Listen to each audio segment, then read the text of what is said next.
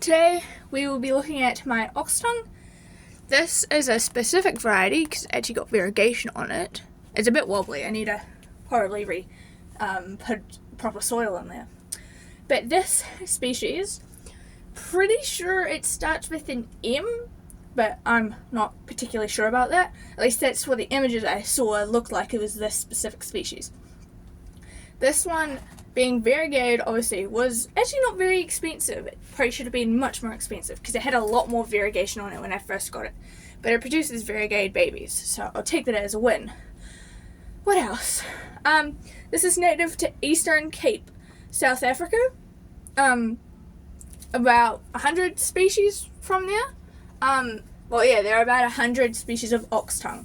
Their scientific genus, I believe, starts with a, whatchamacallit.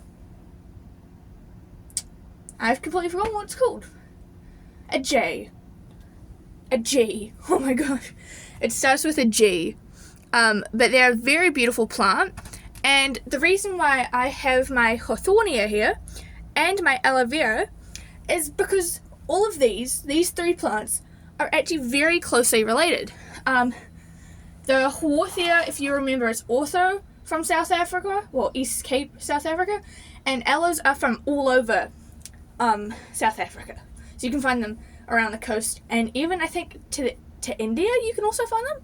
But yeah, and the reason why I have them here is you may have heard crossbreeds between ox tongue and Aloes. I believe ice something is the most common variety you find. It's a very beautiful plant, but some people don't know is that Haworthias can also breed with them. They're very closely, though not of the same species or genus, I think, they're very closely related. It also shows the fact that the Hawthornias were once classified in the aloe family, but I think there's been changes around that. But these can all crossbreed and create wonderful hybrids. I don't believe those hybrids are fertile, but you never know. I've never seen a hybrid of one of them. Probably have, but anyway. So, if I ever get the chance and these ever flower, to be honest, this Hawthornia might flower. I don't know. I don't actually know what they do before they flower. But my aloe, I've had for ages and just doesn't flower. That because it could keep changing scenery. And my ox tongue, I hope will flower one day because it's a very beautiful plant. It is like 4 days away from winter, so no flowers will continue. And actually, the flowers on my false Christmas tree have slowly died off, but I did fertilize them, so I'm hoping that they will survive and keep growing. Well, not keep growing, but produce me seeds, which would be very nice. That's really all I have to say today. So if you ever want to learn something, so Haworthia, aloe vera, and ox tongue can all breed through through pollination.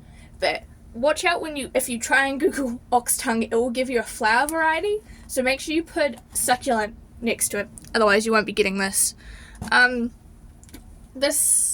Both Haworthia and ox tongues are much rarer and more expensive. Specifically, this one, due to it being variegated, it's probably one of the most expensive plants. Should be expensive plants, but I think I got this for like $20. So, yeah. I don't think some people know how to price variegated plants. But anyway, that is this ox tongue. And information on Hawthornia and Aloes. I might do my next video on an aloe. Depends. Yeah, I might. Probably. Because